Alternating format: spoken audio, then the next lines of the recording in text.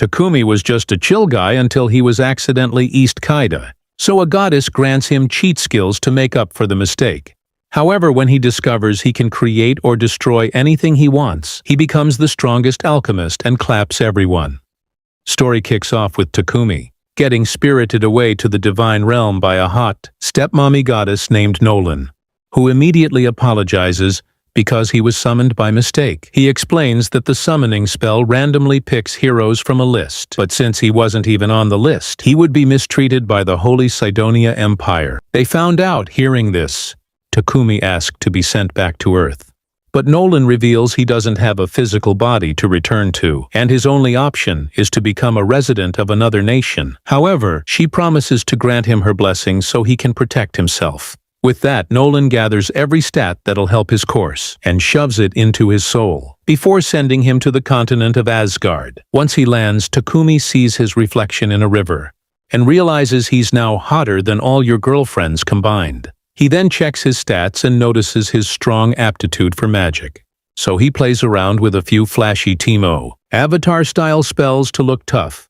Later, while he's looking around, he finds a log of wood and uses his workmanship skills to carve it into a spear. All of a sudden, a girl named Molly runs to him, begging for help because a rabbit monster is chasing her. Just then, a giant rabbit appears, and Takumi starts shaking in his boots, because this is his first encounter of the monster. However, when it attacks, he stabs it with his spear and eats the rabbit, which levels up his combat skill. Molly is grateful to him for saving her, so she offers to take him to her village as a thank you. A while later, Takumi arrives at the bored village and is welcomed with open arms for rescuing Molly. When he asks if he can stay for some days, the villagers agree and even offer to build him a house. Much to his shock, next morning, Takumi is all settled in his new home, and it's properly furnished thanks to the handy skills he got from Nolan. After settling into his new home, he brings some metal ores from a nearby mine, and he starts using alchemy to purify them into blocks. A few hours later, Molly finds him lying weak on the floor because he's used too much mana. When he regains himself, Martha, Molly's mom, schools him for pushing himself too far, while Banga, Molly's father, gives him a healing potion to replenish his mana. Over the days, he purifies various metals and turns them into cookware, which helps level up his alchemy skill. He also joined the village blacksmith and uses his magic to help him craft a weapon, which increases his level even further. One day he asks Binger for some potions and uses the herbs he previously gathered to upgrade them into advanced potions. When he finishes, he wanders into the woods and purposely eats a toxic herb so he can heal himself to unlock his poison resistance skill. Before he can celebrate, a huge armored boar bursts out of the bushes, and Takumi becomes terrified at its sight. He grabs his spear on instinct, but the moment the boar charges, he gets yeeted like yesterday's garbage. After dragging himself back up, he tries blasting it with magic, only to realize he's gonna need to hit harder on the side. He finds an injured spider behind him that tries to defend him, but it gets overwhelmed, leaving Takumi with no options.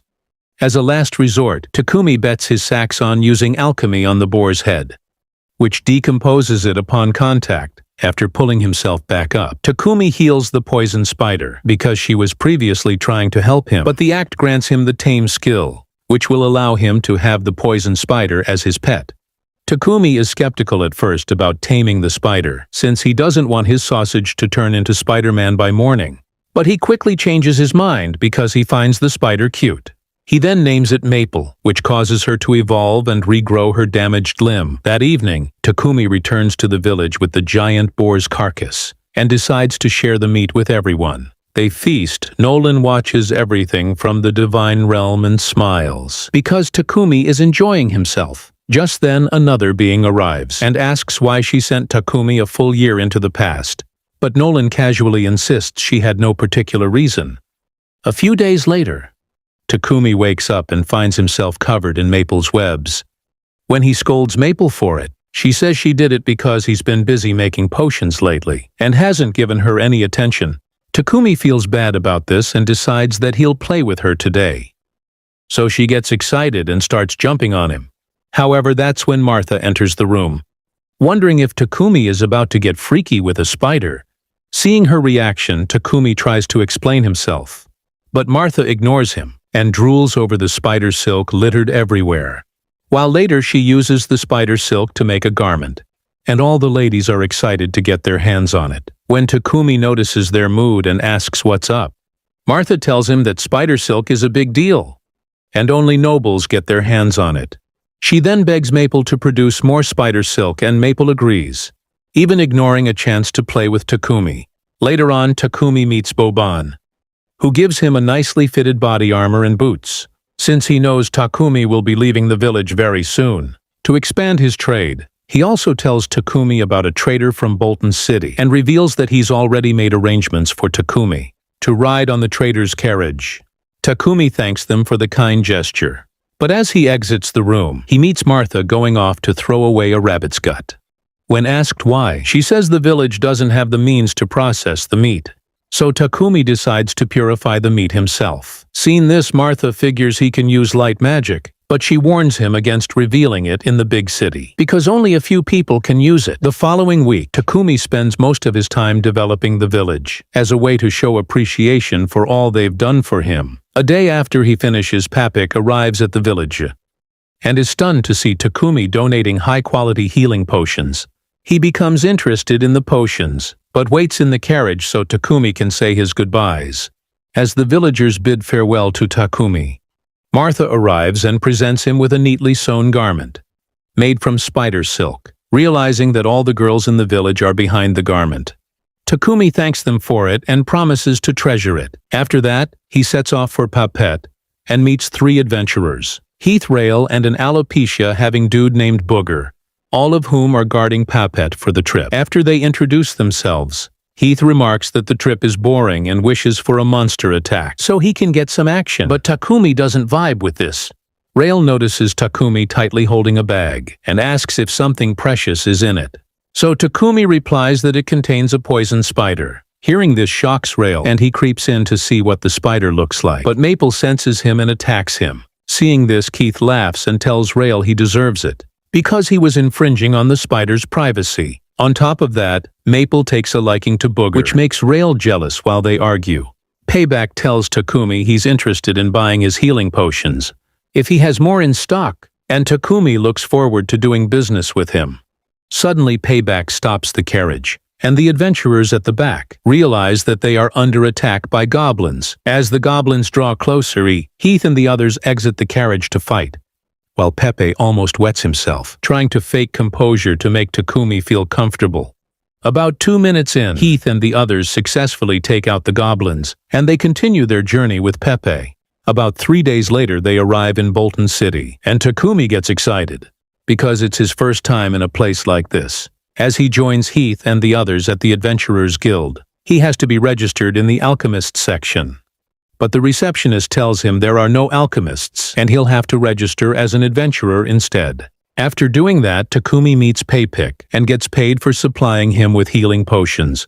Hello, Paypick is underpaying him since he's new to the business. The money looks big to Takumi, and he begins to wonder if Paypick has ulterior motives. However, he snaps out of it when Paypick recommends that he live in a house with a workshop, so he'll have enough space for his production. At first, Takumi refuses because he doesn't have enough money to buy a big house, so Paypick insists he rent one instead. He recommends a place and sends his assistant to lead Takumi to it. Getting there, Takumi is flustered because it's a mansion, and also because the rent is cheaper than your OnlyFans subscription. It makes him wonder if there's something sinister about the place, but the assistant insists that everything is perfect. On the way back, Takumi notices the stench in the city and asks about it. So the assistant tells him it's from the sewage. Apparently nobles use magical, purifying devices to treat sewage from their mansions, but those magical devices aren't used in the city's sewers because they're rare and expensive. The following day, Takumi moves into his new house and spends the whole morning crafting a magical toilet. When he finishes, he overhears Pepek screaming in the sitting room and dashes over to see what's up there. He finds Pepek covered in maple spider silk and yells at Maple for doing that. But he's shocked to see that Pepek is enjoying himself because the spider silk is comforting. After that, Pepe excuses himself to use the restroom. But about 2 minutes in, he storms out asking what type of sorcery the toilet is. So Takumi explains that he added a magical device to the toilet that helps break down poop, which makes Pepe wonder whether he can use light magic. At first, Takumi hesitates to admit it because Martha warned him against it, but he tells the truth and begs Paper to keep his gifts a secret. Paper agrees, and since he's a businessman, he begs Takumi to make like 100 more toilets so he can sell them. Although the number scares Takumi, he agrees to do it so long as he gets the materials. But Pepek realizes Takumi will need more hands and suggests he contract a slave. Bound to secrecy, he emphasizes this because he doesn't want Takumi's secret of possessing light magic to get out after all. If the church finds out, he'll be exploited and used for profit. Hearing this, Takumi wonders if it's okay to mass-produce the toilet. So Pepek assures him his identity will be kept a secret because he has someone to handle that. He then insists on getting a slave, but Takumi refuses because he isn't comfortable with it, and insists on doing everything himself. However, when he receives a notification from the guild urging him to pick up a quest before a deadline, he realizes he'll need all the help he can get and agrees to get a slave. When he arrives at the slave company with Pepek, a blonde-haired slave underestimates him and tells him to scram, since he's built like expired yogurt, ignoring that Takumi joins Pepek inside the company and is introduced to a petite hottie named Nolan, the lady in charge of the slave business. As their meeting starts, Nolan assures him that in this city, slave rights are protected. Both parties are forbidden from causing life-threatening harm to one another. She also adds that a slave is forbidden from sharing information about their owner with others, which makes Takumi realize that having a slave isn't a bad thing at all. Peppa insists on getting a war slave for Takumi, because they're the kind that can't be freed without their master's permission. When Mulan curiously asks why, Takumi explains that he needs someone to manage his mansion and keep his business private. Hearing this, Mulan realizes he's basically requesting a housemaid and a bodyguard. So she suggests getting 2 slaves for the roles. The first slave she brings is Maria, who she reveals was kidnapped by bandits when she was young and has no family left. Takumi gets interested in her and asks if she's cool with managing a mansion, and she replies that she's good with it. Her response excites Takumi, because he thought a cute girl like that would have many takers and wouldn't want to be stressed so much. But the compliment makes Maria turn red. She insists that housekeeping is the only thing she can do, and begs him not to develop plot with her. Every night, however, Takumi freaks out and reminds her that clapping her isn't in the job description.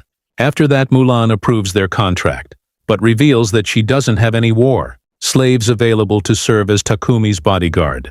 As Maria reminds her that there's a war slave named Sophia, Mulan tells her to shut it and get her belongings ready. As she leaves, Takumi asks, "What's up with Sophia?" So Mulan reveals that she has issues. Despite that, Takumi curiously asks to see this Sophia for himself, so Mulan leads him to her. Getting there, he realizes that Sophia is the chick who roasted him when he first got here, but he's shocked to learn that she's been in captivity for 50 years. She also has a large scar on her left ear, limbs with impaired movement, and a curse that inhibits her magic.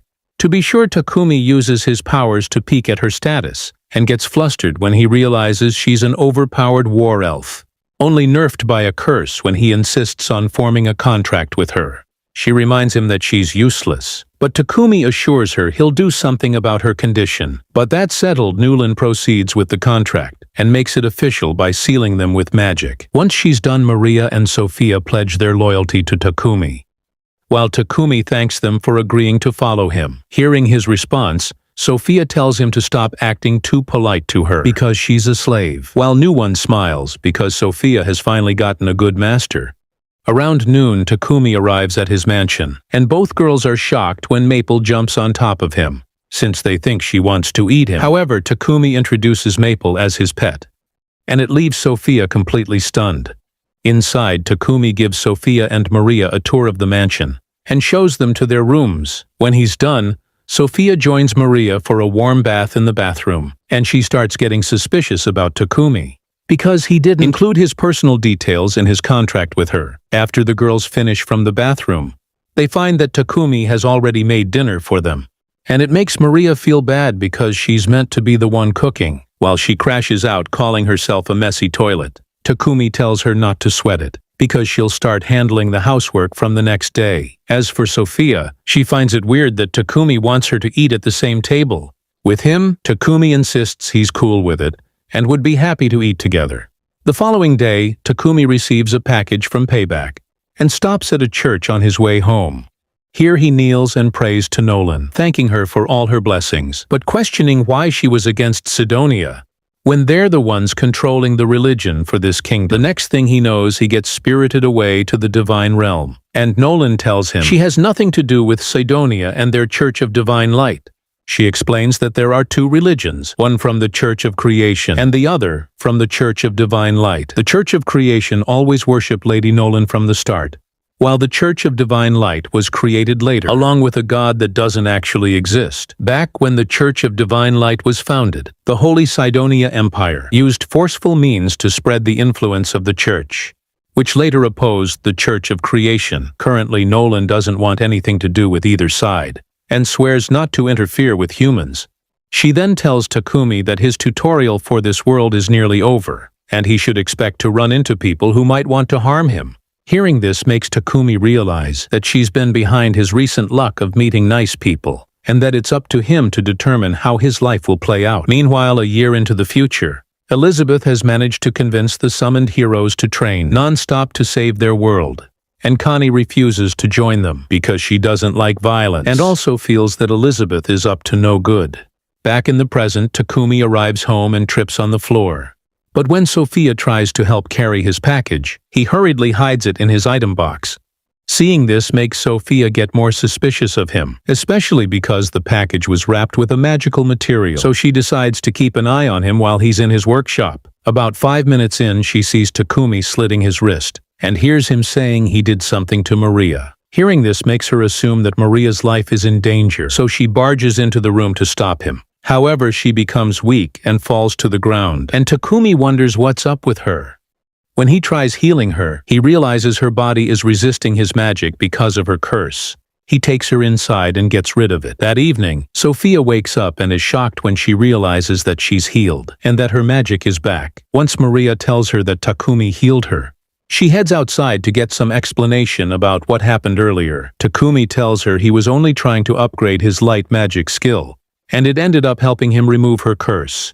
Sophia sheds tears as she hears this, and then proceeds to kneel and swear her lifelong loyalty to Takumi. The following day, Takumi heads to the library, and wonders why only 4 books on alchemy exist in the kingdom.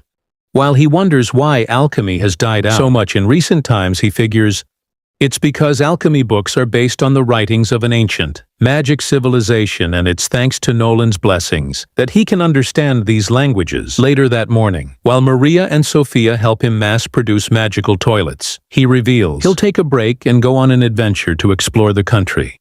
He also adds that he'll take Sophia with him as his bodyguard, while Maria will manage things at the mansion. Thinking about it, Maria realizes she can't stay in the mansion alone, so she begs Takumi to take her along. At first, Takumi is hesitant, but when he peeks at her status to see if she can fight, he realizes she isn't bad at all and decides to take her. Sophia approves of it and promises to show Maria a thing or two in combat.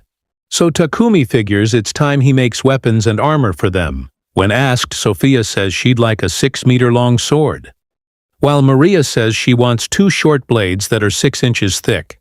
With this in mind, Takumi spends the whole night forging weapons that'll meet the girl's taste. When he's done, he pictures Maria as a hot assassin with twin blades on her thighs, and ends up losing all the blood left in his brain.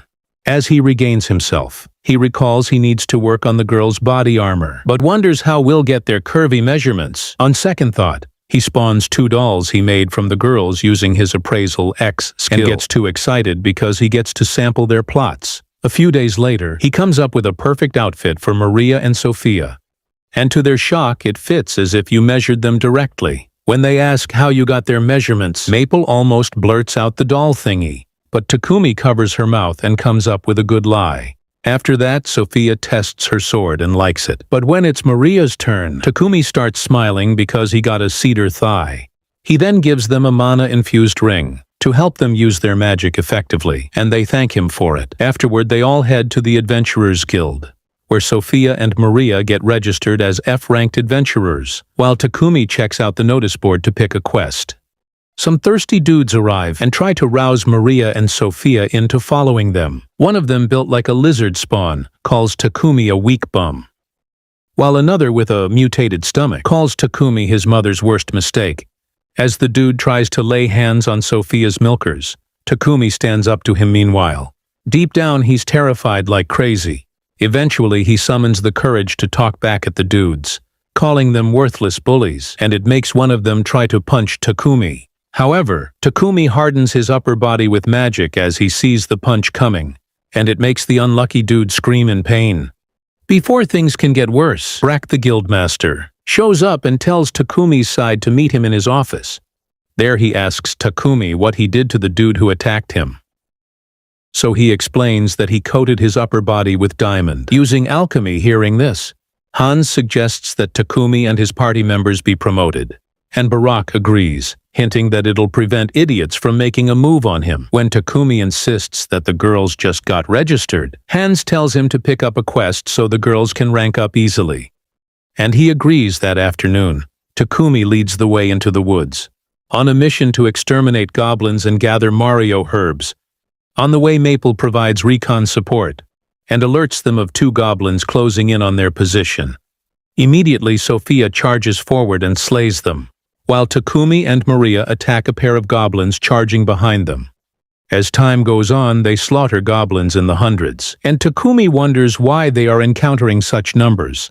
Sophia figures it's because there's a goblin camp lying around, and there might be a general among them. Takumi freaks out when he hears this, because goblin generals are usually C rank, and it normally takes the combined effort of 5 parties to defeat one. Despite that, Sophia insists they close in on the camp because she believes they stand a chance of winning if they combine their magic. Before they proceed with the mission, Maple signals that she's about to evolve, so Takumi opens his pocket dimension and allows her in. The fact that he has a pocket dimension shocks the girls, but Takumi scoffs and says he created it when he upgraded his space-time magic.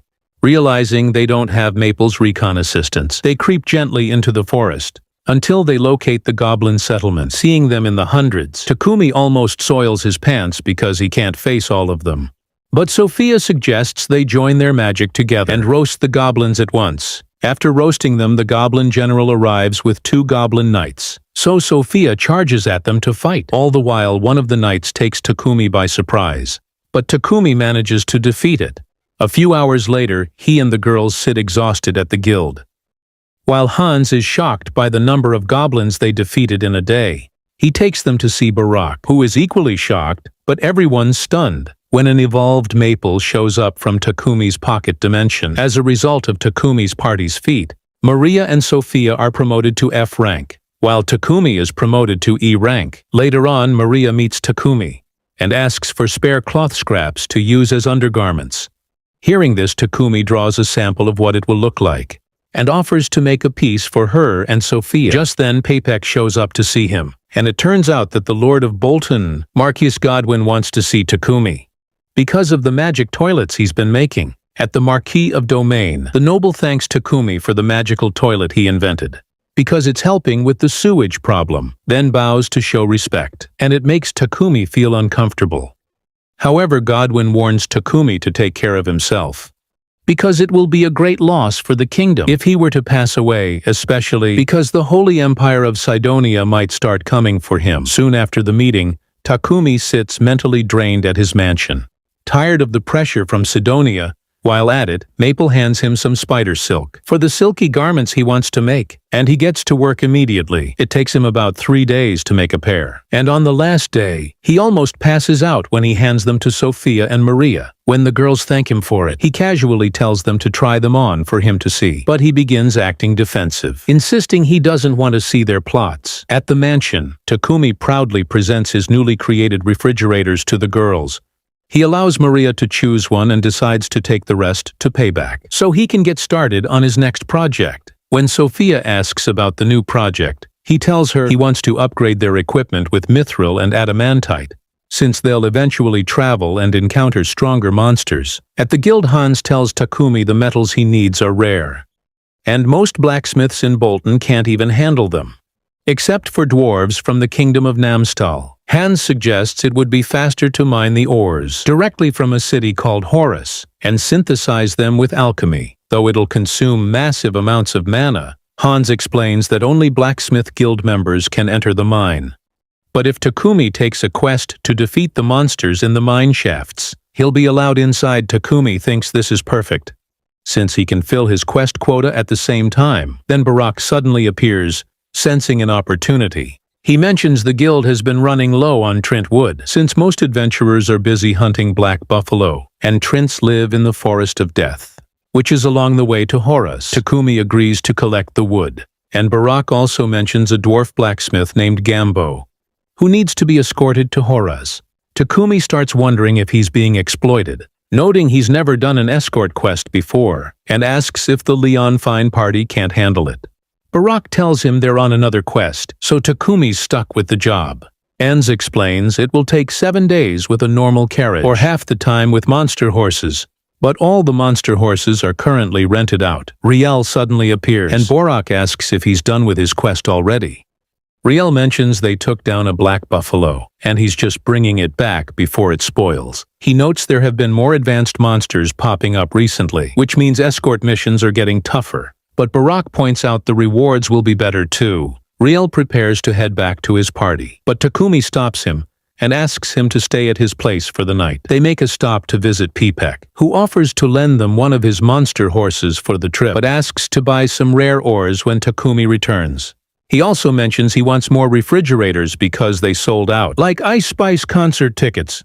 Meanwhile, Sophia waits at the house for Takumi. Noting he's running late, Takumi and Riel head back, after an unsuccessful search for a blacksmith who can handle the metals. But Riel suddenly senses danger approaching. Riel sees a cloaked figure approaching, and realizing he's not prepared to fight, he grabs Takumi and tries to run. The figure knocks Riel down, but it's actually Sophia who thought Riel was targeting. Takumi is about to reverse East Kai Riel, but Takumi quickly stops her, and they both apologize to Riel for the misunderstanding. They make it back to the house, and Riel is surprised to see Maple's evolved form, but Maple immediately rejects him. Riel starts crying that Takumi has a harem while he's still single, but Takumi clarifies they aren't his girlfriends. Hearing this, Riel asks Sophia and Maria out, but they both turn him down, reminding him that he's not the main character. While Riel enjoys a bath, Takumi tells the others about the trip to Horus, and they decide to leave in 3 days. They get the carriage from Payback and meet their client Gambo, then set off to Horus at the guild. Hans and Barak receive a message from the Horus branch, warning that monsters in the Forest of Death have become unusually active, making them worry about Takumi's group. Meanwhile, Pepe meets with Godwin's butler, who mentions the king was extremely pleased with receiving a toilet as tribute. The butler says that although the sewage problem is being resolved, word has been spreading fast, and Sidonia will likely hear about it soon. Takumi's crew reaches the Forest of Death, and they leave Gambo behind in a protective barrier. While they hunt trains, Sophia explains they can find trains by sensing their mana, and points one out, so Takumi charges at it while the girls provide backup. He takes it down, but they get surrounded by more trains. They use magic to blast multiple trains at once, but they encounter a massive elder train that regenerates its roots instantly when destroyed. Sophia says they need to destroy the main body with a single attack, so Takumi enchants his sword with flames. Sophia clears a path and he delivers a finishing blow to the elder. Trent the tree drops several miracle apples, and when Sophia mentions they're extremely rare, Takumi stores them in his item box. They finally reach Horus and visit the guild, where Gambo tells Takumi he'll need to take a quest to exterminate iron moles. To access the mine, as they head into the mine and start digging, Takumi finds high-quality adamantite. The mine suddenly shakes, and a massive iron mole bursts through the wall. The girls prepare to fight, but Takumi uses light magic to paralyze the mole, and then they easily finish it off. When Gambo asks what Takumi did, he simply explains that iron moles live in the dark and can't handle sudden light exposure. Maria starts crying about not contributing, but Takumi wonders why they want to fight more monsters, so they safely mine all the ores they need and return to Bolton. Tambo teaches Takumi how to work with mithril and adamantite, and Takumi forges a mithril knife enchanted with fire. After working for a week, he crafts new equipment for Sophia and Maria and enchants it with elemental magic. He mentions he enchanted his own gear with agility, but when he tries to show off, he moves so fast that he crashes into a wall. Like a Looney Tunes character, losing all his aura, the girls test their enchantments, And Sophia tells Takumi she would sacrifice her life for him. She asked him to make her a shield so she can protect him better. But Takumi tells her to cherish her own life. Nolan watches from above, feeling happy. And she sees a vision of the summoned heroes with bloodied swords. 1 year into the future, Akira and Yamato are fully trained by the Empire. As the Emperor prepares to send them on their first mission, to the Kingdom of Sander back in the present, Takumi finishes Sophia's shield, but is completely drained from pouring so much mana into it. Sophia wishes he had someone to help in the workshop so he wouldn't keep overworking himself. Meanwhile, rumors about the kingdom using poop purification magic finally reached the Cydonia Empire, so they send a veiled threat to King Barkula, announcing an incoming messenger. The messenger states that light magic is a sacred gift from their goddess, bestowed upon the Church of Divine Light. He demands that the king hand over the purification magic, circles and patterns immediately. But the king just laughs. He tells the messenger to make their own magic circles. If they want them, the messenger insists that using sacred purification magic on toilets is blasphemy. So the king should hand over the creator for judgment. King Barkulus simply refuses, so the messenger threatens to recall all the Church of Light priests from the kingdom, but the king tells them to enjoy their self-deportation. Pepe later meets Takumi and fills him in on the drama.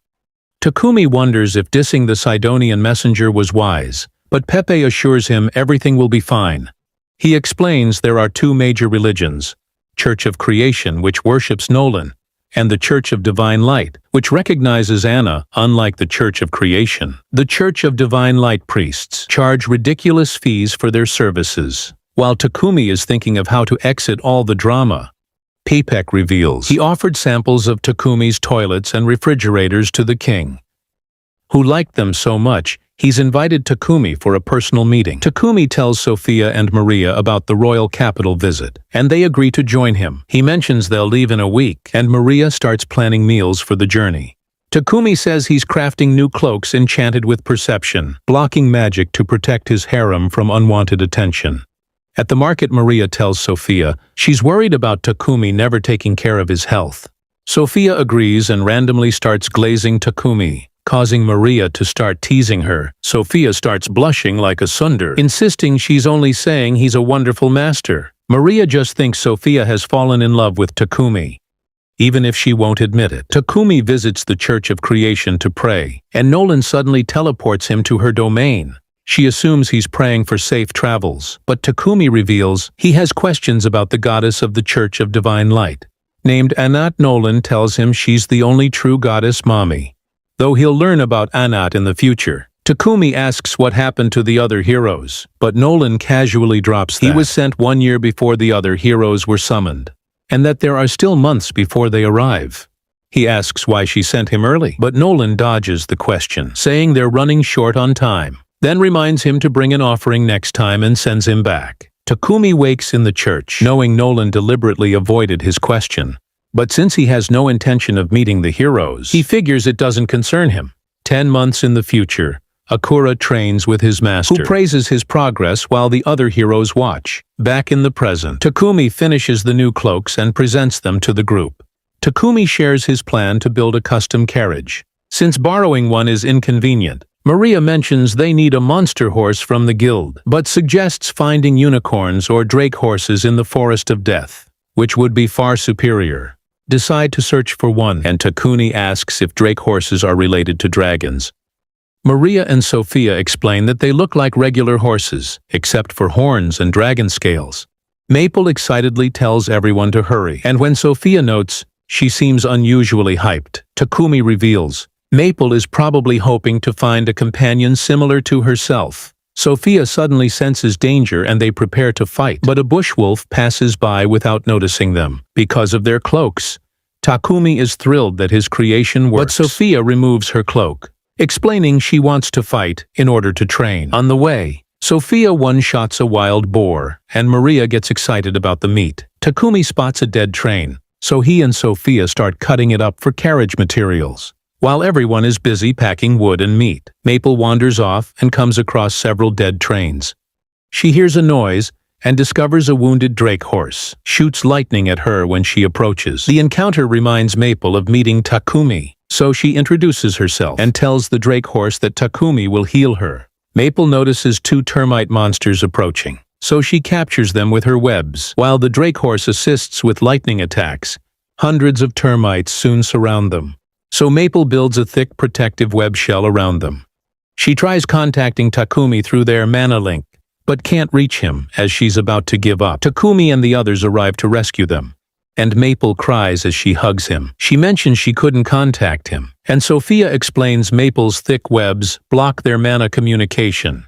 Takumi says he realized something was wrong when their link dropped, so he followed the trail. Maria notices the unconscious Drake horse, and Maple begs Takumi to heal it. Takumi tries, but the Drake horse's protective shield repels his magic. Sophia notes the remaining termites will soon surround them, so Takumi makes a risky decision to put both the Drake horse and Maple in his pocket dimension. Sophia thinks this is reckless because it'll strain his body, but Takumi insists he'll be fine. He suddenly collapses because his mana is drained too quickly. He tries to drink a mana potion, but he collapses before he can replenish his mana. They rush him home, and Sophia notes that Takumi still hasn't released Maple and the Drake horse, and that if Maple doesn't open the pocket dimension soon, he'll die. Sophia kisses Takumi's hand and traces his mana to asking her to open the pocket dimension so the Drake horse can escape. Maple fears the Drake horse will panic, so Sophia tells her to prepare a protective web shell like before. After setting up, Maria rushes to Papex Company for medicinal herbs, while Sophia stays by Takumi's side. Next morning, Takumi wakes and finds Sophia sleeping at his bedside, and thanks her for saving his life. They head to the garden, where Maple has been caring for the Drake horse, and Takumi introduces himself as Maple's friend, and manages to tame the Drake horse, then uses healing magic on it. His magic helps her regain her strength and fully recover. Takumi thinks about what to name her, and Maple suggests naming her after a leaf just like herself.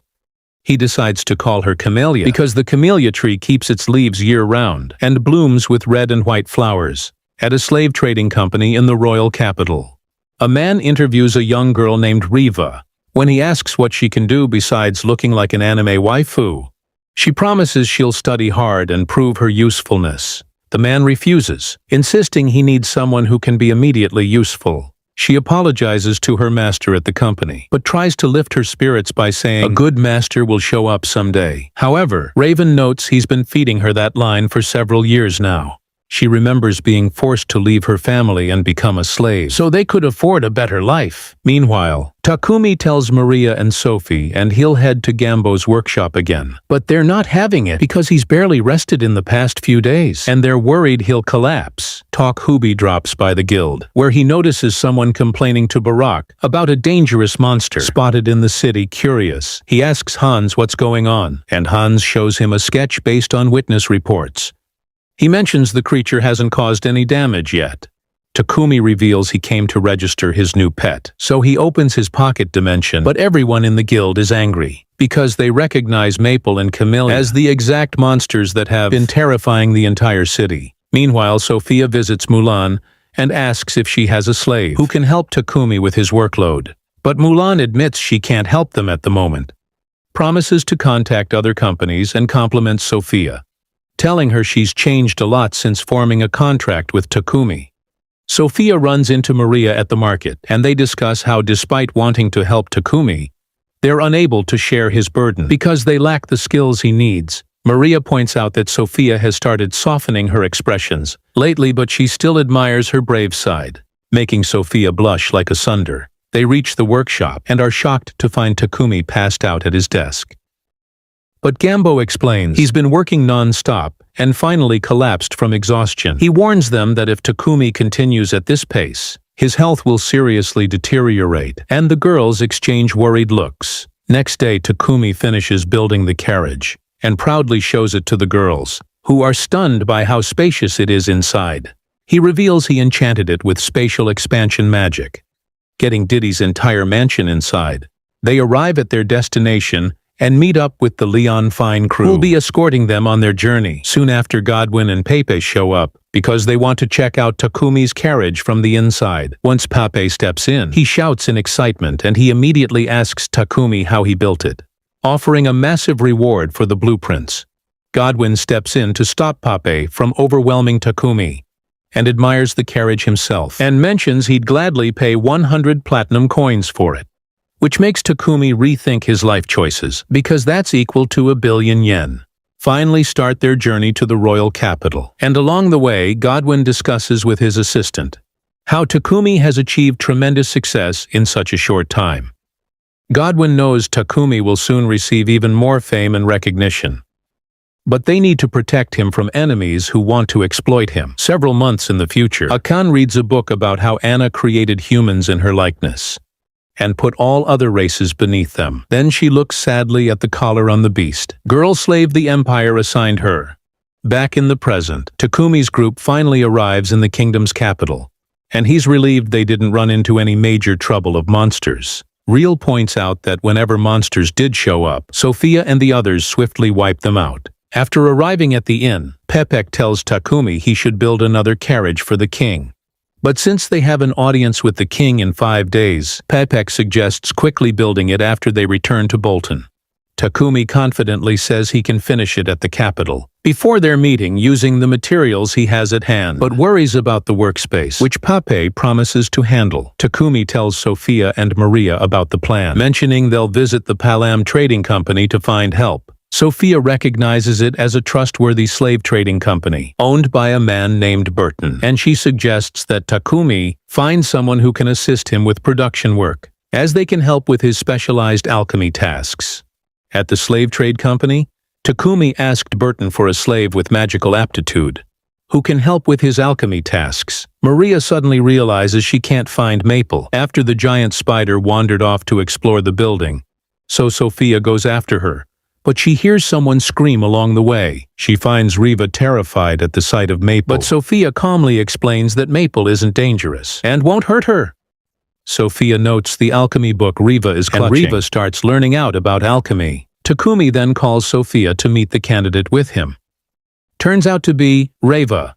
Reva officially introduces herself and gets excited when she hears that Tokume practices alchemy. But she shuts down, remembering all the previous customers who rejected her for not being useful. Sophia mentions Riva has an alchemy book, and Takumi realizes she and he share similar ideas when it comes to the craft.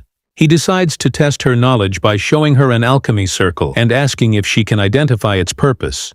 And Riva identifies it, but in the way it was used in her region. Riva got depressed thinking she didn't get the answer, but Takumi is impressed that she quickly understood the circle. He invites her to join his group on the spot, and they establish a contract where Reva requests that all her wages be sent back to her family. Takumi pauses at this because if he sends all her wages home, she'll remain a slave forever and never buy her freedom.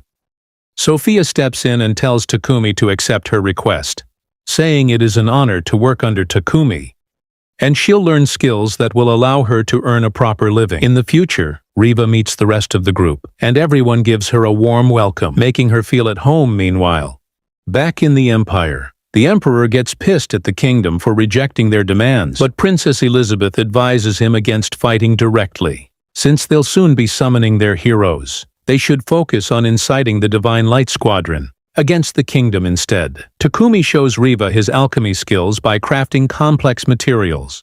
While she watches in awe, he tells her she'll soon be able to create similar alchemy circles. But Riva doubts her abilities, so Takumi reassures her by saying she has the most important quality for an alchemist, which is a genuine interest. Takumi finally finishes building the king's carriage.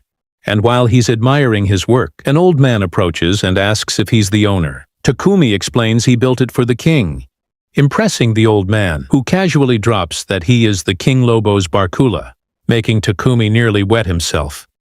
King mentions this is just an informal meeting, because he wanted to personally thank Takumi for solving their sewage crisis.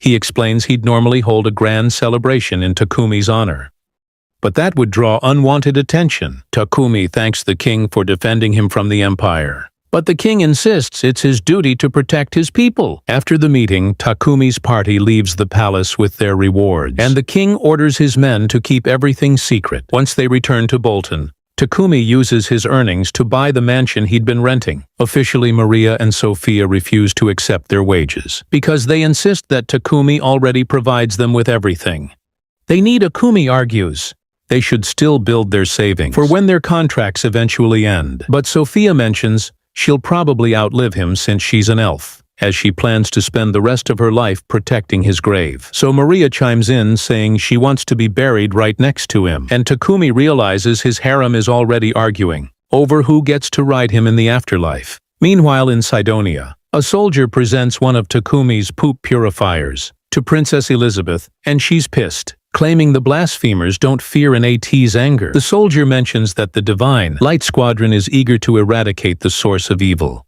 and she agrees that they won't tolerate those who threaten their church's dignity and need to eliminate the threat as quickly as possible. Back in Bolton, Reva tells Takumi she wants to register as an adventurer. To raise her mana, support his alchemy work better.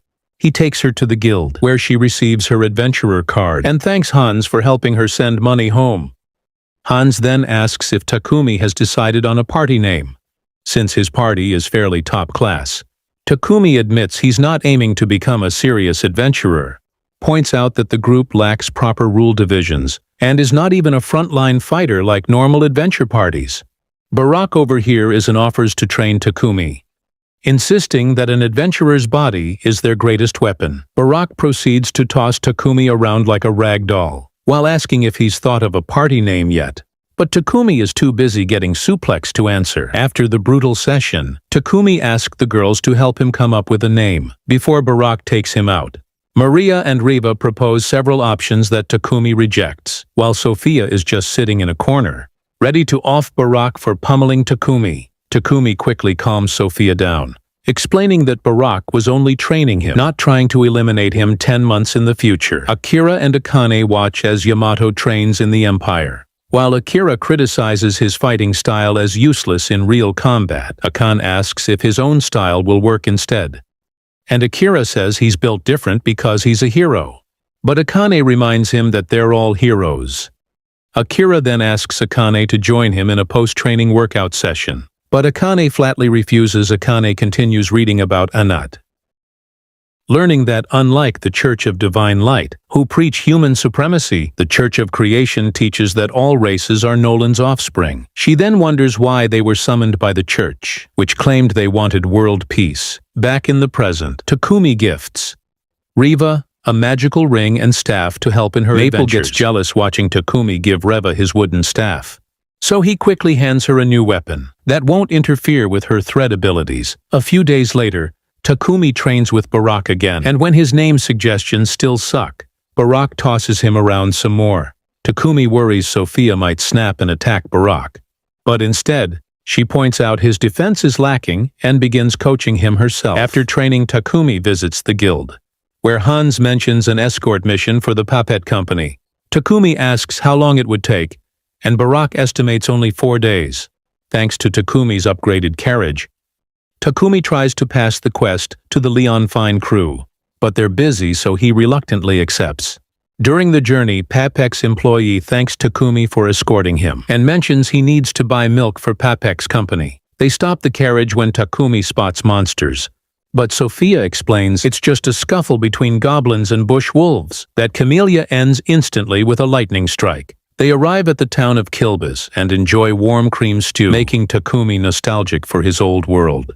He tells Sophia they should buy milk and cheese before leaving, and she notes the market stays open at night. Takumi asks if rice exists in this world, and Maria says she saw it once in the royal capital, making Takumi depressed that he missed his chance. Sophia asks why he wanted rice so badly, which he brushes off as just curiosity. This prompts Takumi to ask if she ever feels nostalgic after being away from her home so long, and Sophia explains she's truly happy now. She adds that although she lived like a caged bird before, Takumi removed her curse and gave her wings to fly, leaving her no need to look upon the past. Takumi realizes Nolan also gave him wings by bringing him to this world, so he names the party Wings of Nolan. 2 nights later, after completing their quest and returning to Bolton, Takumi wakes up to find the mansion filled with paralysis poison.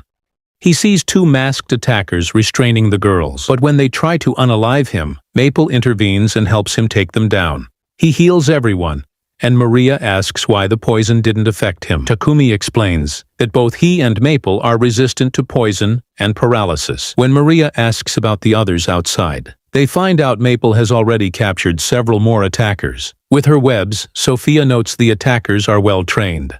So Takumi tells her to get Barack. Barack arrives to assess the situation and tells Takumi to report the incident to Godwin, because this is far more serious than a random attack. The next day, Takumi learns the attackers belong to the Divine Light Squadron, an extremist group that executes anyone who defies their church's teachings.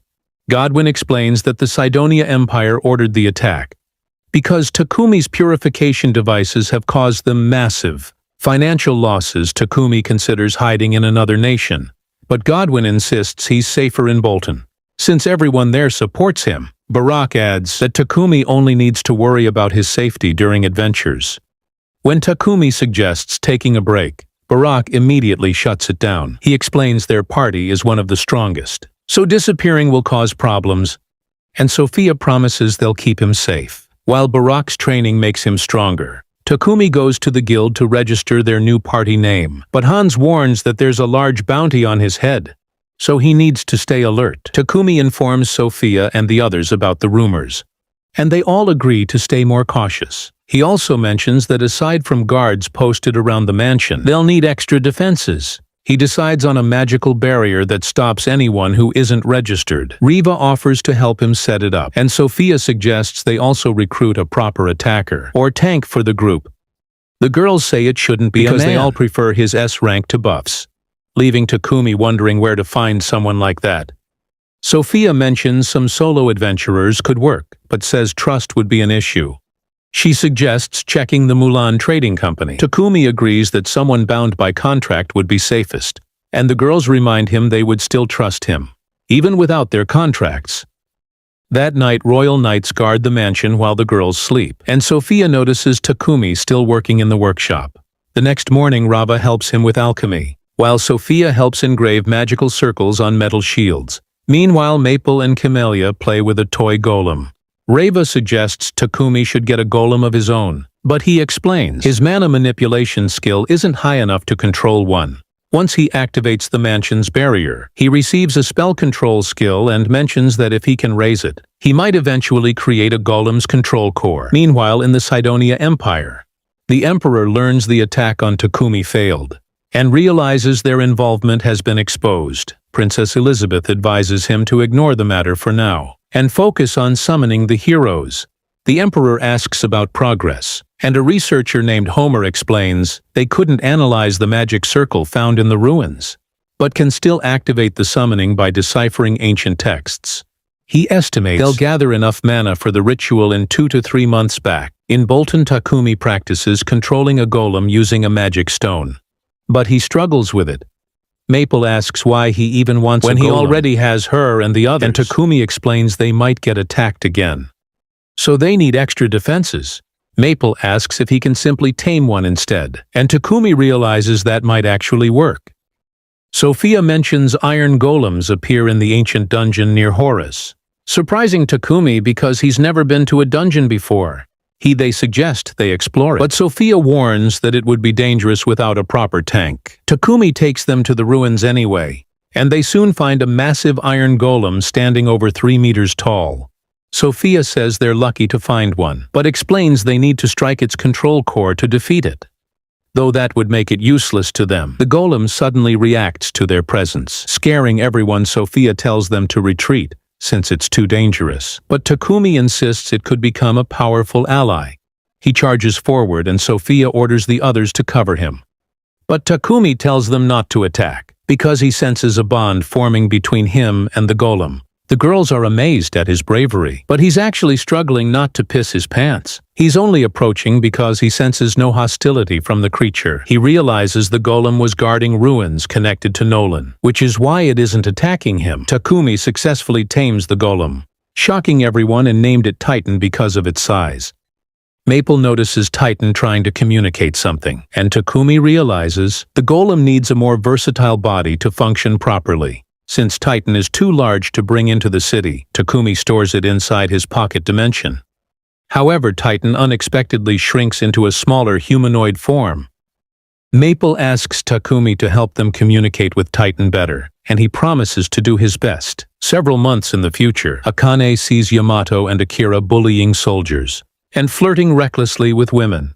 When she tries to correct them, they tell her to mind her business. He warns their behavior is unacceptable, but they ignore her and walk away. Back in the present, Takumi meets with the girls and announces he wants to dissolve their contracts because staying with him puts their lives in danger. The room falls silent. Maria steps forward and tells him he'll have to go through her if he wants to cancel anything. She demands to know why. He always prioritizes their safety over his own, then reminds him they are the wings of Milan, and he can't fly with broken wings. Seeing their determination, Takumi realizes dissolving the contracts was a mistake, and they all promise to remain by his side no matter what. Takumi finally finishes constructing a new body for Titan. Maple is thrilled that the golem can now communicate properly. Takumi explains Titan's equipment, a mace, a shield, and multiple tools, along with the ability to transform back into its massive, original form during battle. Meanwhile, in the divine realm, Nolan watches Takumi and thinks he's getting a bit too adventurous. Her assistant mentions faint traces of Inat's existence beginning to surface, which shocks Nolan, since Inat should not exist. Ellen explains years of worship within the Church of Divine Light may have slowly created a spiritual being, and warns it will soon become an evil spirit, capable of triggering a war in the human world. Ellen agrees, but states she cannot interfere directly, which is why she sent Takumi to the human world in the first place. A year ago, Bolton was a deserted city, where residents were forced to leave their homes due to a noble's mismanagement. A girl named Minnie lived there, and she lost her husband because he couldn't receive proper medical treatment. Back in the present, Godwin learns that over 1,000 citizens have been driven from their village, and another lord named Rockford took them in temporarily. However, he can't keep sheltering them, so he needs Godwin's help in finding them a new home. Godwin notes they need enough space to accommodate everyone, and there's only one viable area, but it's filled with monsters, so developing it will be difficult. Meanwhile, Takumi tells his group they should try tackling a dungeon. So they head to the second most challenging, a rank dungeon called the Forest of the Beast. King Takumi is surprised to find there's a sky and a massive forest underground. Even though they're in a dungeon, his party takes care of all the monsters they encounter, with Maple's help, since she detects enemies before they even get close. Titan handles all the strong monster attacks, allowing them to clear floors quickly, while collecting treasures along the way. After a full day, they finally reach the last floor and everyone gets excited. However, Takumi accidentally steps on a trap that triggers a giant rolling ball to chase them. They jump into a narrow passage to escape, and as they continue forward, Maple senses a powerful presence ahead. They prepare to fight, but when they see it's an S-ranked Earth Dragon, Maria and Riva completely freak out, while Takumi mutters he should have brought the larger Titan form, tells Maple and Titan to hold the dragon's tail while everyone else attacks, but they realize it's still alive after their assault, and it sends Titan flying into a wall. Sophia tells Takumi about the dragon's weak spot, so he summons Camellia, who charges at its flank. Takumi thinks it's his chance to finish it, but he realizes he might get burned if he gets too close. He enchants his sword with lightning and hurls it straight into the dragon's mouth, unaliving it instantly. Camellia evolves into a dragon horse after the battle, and Takumi finds a rare dragon part, immediately thinking about what he can craft with amusing Sophia with his nerd rise after returning from the dungeon. Godwin summons Takumi and asks if he knows about the undeveloped land in the south. Talk whom he mentions he's heard. It's filled with monsters, which is why even neighboring nations avoid it. Godwin explains the Triaria kingdom tried to invade it once, but the invasion failed so badly it led to their decline. Asks Takumi if he could build a village on that land, referencing his impressive development work at the village of Bordeaux. Sophia immediately reminds Godwin about the danger to Takumi's life, but Godwin insists he has no other option and needs Takumi's help. Takumi asks why they need the village so urgently. Godwin explains how villagers became refugees after being betrayed by corrupt nobles, so he wants to build them a proper home. He admits that's just one of his reasons, and Sophia starts to ask about the others, but Takumi stops her. He remembers how people helped him when he first arrived in this world, so he decides to help the refugees, which makes Godwin genuinely grateful. Hakuti turns down the offer to be escorted by knights, and the wings of Nolan set out on their mission to build a new town from scratch. They arrive at the undeveloped land and immediately start building walls, using earth magic working together to shape the terrain and create a defensible perimeter. They continue using their combined magic to develop the area, and within days they complete the basic infrastructure. Takumi sends Sophia to request the transfer of refugees, which shocks Godwin because they only started working 10 days ago. Refugees are ordered to move to the southern frontier, but they're terrified thinking it's still crawling with monsters. When they arrive, they're stunned to find a massive wall already surrounding the village, and Takumi greets them warmly, explaining he built the wall to protect them from monster threats. He shows them around and reveals he's constructed houses for both the refugees and the nobles who will govern them, plus a barracks for knights will be stationed there. One of the knights, named Dorn, is stunned and asks if Takumi used magic to build everything. So Takumi admits he did, but notes the village isn't finished yet. The villagers are thrilled with their new home. Sophia notices Money looking depressed in the corner. She approaches and asks if Money is alone, and Money explains that her husband passed away in their old village. Sophia tells her that Takumi is looking for helpers, and suggests she could work for him, but Money immediately rejects the offer because she doesn't trust nobles. Arya tries to convince her, but Takumi gives Moni more time to think about it. Moni starts to feel guilty and thinks she can't stay in the village after refusing to work for Takumi, so she decides to leave. She wanders into the forest, but the moment she hears a monster roar, she instantly regrets her decision. Maple alerts Takumi about the incoming monster threat, and everyone assumes they'll need to fight. But they're shocked when they see it's just Titan doing patrols. Takumi tells Dorn to raise the drawbridges to protect the villagers, but they realize Moni is trapped outside the walls. Everyone starts searching for her, and they learn she was last seen heading into the forest. So Takumi immediately decides to go rescue her. Manny realizes she's surrounded by wolves and thinks she's about to die. But Takumi makes a main character entrance, quickly taking care of the wolves. Then Manny warns him that more monsters will arrive soon, but Takumi calmly assures her it won't be a problem. His party joins them moments later, and Sophia reports they've already dealt with all the nearby monsters. Manny notices a small wound on Takumi's arm, so she quickly wraps it up, and he thanks her for the help. She thanks him for saving her life, and Takumi tells her he won't allow anyone to get hurt in their village, which makes Money realize he's nothing like the corrupt nobles she's dealt with before. She nervously asks if she can still become his maid, and Takumi happily welcomes her to the group.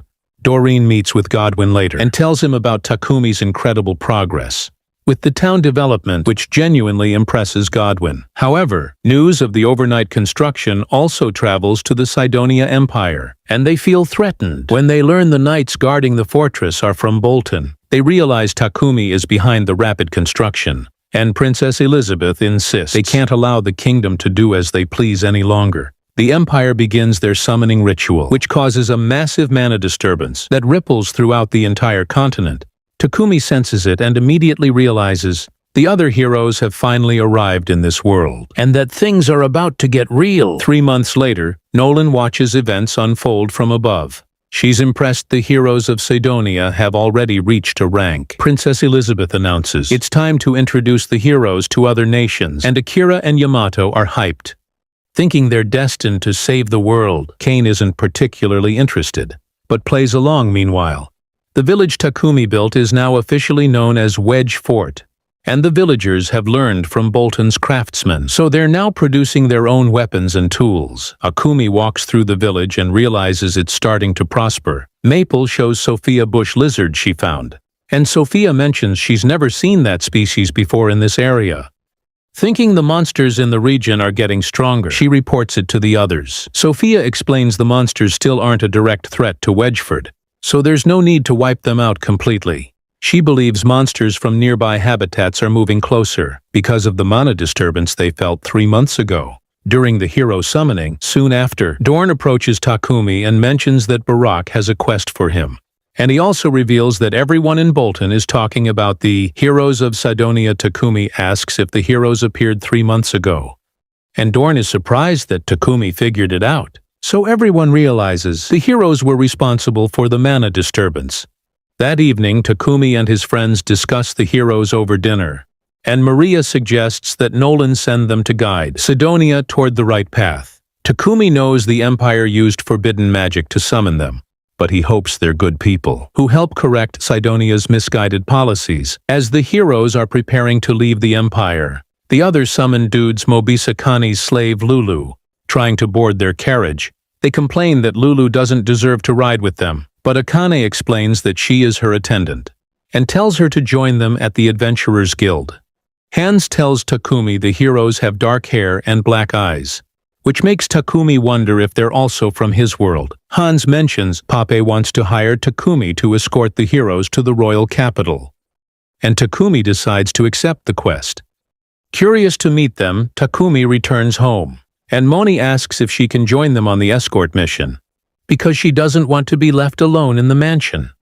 Takumi explains that escort missions can be dangerous, but the girls try to convince him to let Moni come along, and when she uses her stepmommy Riz on him, he caves in immediately. Meanwhile, as the summoned heroes ride a carriage to the royal capital of Barkula, Akura mentions there are elves in the royal capital, and he's already planning to buy them like Pokemon cards. Yamada notes they're already past level 30, and thinks it's only a matter of time before they become the strongest adventurers in the world. Kane, however, thinks she needs to do something to make things right, and her instincts tell her this expedition is her only chance to act. Back with Takumi, the guild receptionist informs him they've completed enough quests to rank up. Both he and Sophia officially reach a rank. Just then, the heroes suddenly burst into the guild and tell everyone to get out of their way. An adventurer asks if they're newbies who don't know how things work, but Akura punches the guy for talking to him. Akira notices the girls in Takumi's party and demands to buy them, but Takumi flatly refuses and tells the heroes to leave. Akira and Yamato get pissed and try to attack Takumi, but he effortlessly breaks Akira's Tenu Excalibur in half and takes Yamato down with ease. Akira can't believe his holy sword was just destroyed, but Takumi knows it's just an ordinary sword made from magic iron. Akira threatens Takumi that things won't end well for him, but Takumi calmly reminds him they're still in an adventurers guild. So the heroes back off. Akane apologizes for their behavior and asks for Takumi's name. So he introduces himself. She recognizes his name immediately because her revelation skill told her to seek him out. But Takumi stops her from saying more and whispers to her to meet him at his lakeside hotel later. At the hotel, Takumi explains to the others that he met the heroes, and Sophia comments that they're terrible people, though Akane seems different from the other two.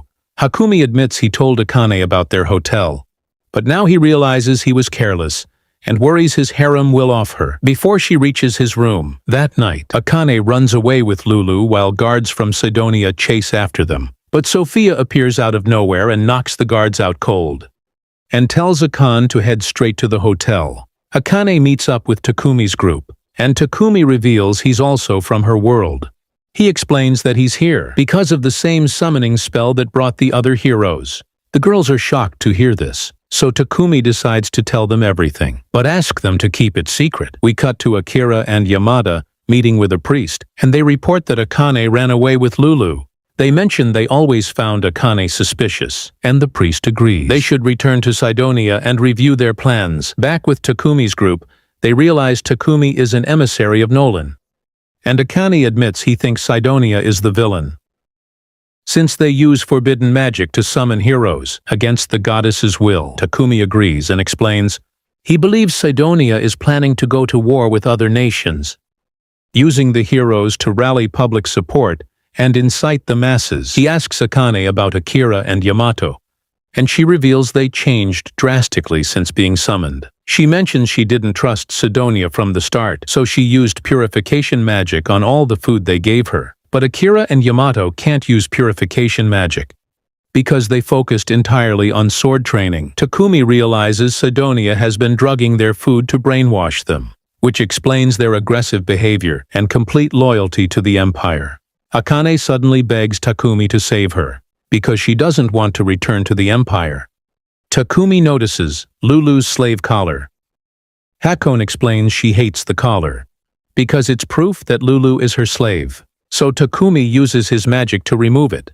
Instantly Lulu panics, thinking Akane will abandon her now that she's free. But Akane quickly reassures her they'll stay together as friends, not master and slave. Takumi tells them they'll go to his mansion in Bolton, where they'll be safe, and Akane worries about causing him trouble, but Takumi insists he wants to help since they're from the same world. They arrive at his mansion in Bolton, and Moria prepares a warm bowl of cream soup stew for Akane and Lulu. They taste it and Akane suddenly starts crying, which makes Maria panic, thinking her cooking is terrible. Akane quickly explains that the food is incredibly delicious, and Takumi realizes she hasn't been able to relax since being summoned. Because she never trusted Sidonia, this is the first time she's tasted something from home in this world, and the emotions overwhelm her. Meanwhile, a knight guarding Wedge Fort notices a massive monster stampede, heading straight for the village. So he immediately alerts everyone to send a messenger to Bolton for reinforcements that evening. Takumi gathers the girls and tells them he's going to dissolve his contracts with them, which upsets everyone instantly. I think he's trying to abandon them again, but Takumi explains they'll still be together as a family, just without the magical contracts binding them. He notes he's been with them for a long time, and they've already formed a bond, strong enough that contracts aren't necessary anymore. He asked them to keep supporting him as his partners instead of his slaves, and with that, he dispels all their contracts, telling them he's genuinely happy to have them around. Takumi then heads to his workshop and starts crafting 2 holy swords, pouring all his focus into the work. Suddenly he receives an emergency notification from the guild, which orders all high-ranking adventurers to gather immediately, because there's a crisis at Wedgeford. Takumi meets up with the Lion Fang crew and he asks what's happening. So Barak reveals that a massive horde of monsters is attacking Wedgeford. They learn that the other adventurer parties are busy with their own quests, so they're the only ones available to respond. Hans mentions another party will join them soon, and moments later, the Crimson Rose party arrives. Takumi meets their leader Merilda, who mentions she's heard the rumors about the wings of Nolan and is curious to see them in action. The Lion Fang members recognize her reputation, and Brock tells everyone they need to clear a path for Dorn, who will lead a squad of knights to reinforce the fort. Takumi decides to leave Akane and Lulu behind for their safety, and orders Titan to guard them while he completes the quest with his team. Before leaving, he gives Sophia the holy sword Amaterasu, explaining he crafted it using materials from the dungeon. He shows her the second sword, Tsukiyomi, and explains that Amaterasu deals physical damage, while Tsukiyomi inflicts mental damage, and they can chain attacks together when used in combination. Group reaches Wedge Fort and realizes it's surrounded by monsters, so they jump in action and start cutting through the horde. The guards spot Takumi approaching, so they quickly lower the drawbridge, and his party rushes in, while wiping out the monsters that made it past the wall. The villagers are relieved to see Takumi arrive, and he orders Raven and Money to tend to the wounded. He joins the other adventurers on the battlefield, but they suddenly notice the monsters retreating, which strikes everyone as strange.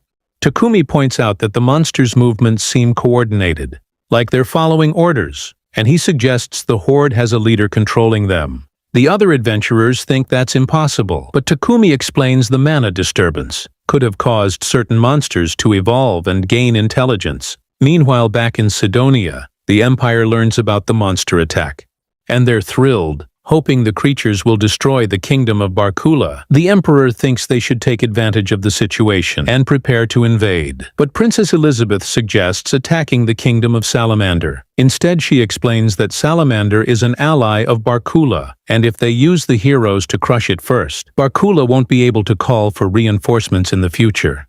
Back at Wedge Fort, Riva finishes treating the wounded and brings food to Sophia. But Sophia reveals she's worried about Takumi. Because he's been giving all their healing potions to injured villagers, Sophia decides to talk to him, and reminds him that the monsters will attack again soon, so he should save potions for himself. Takumi insists he can avoid getting injured, so he won't need them.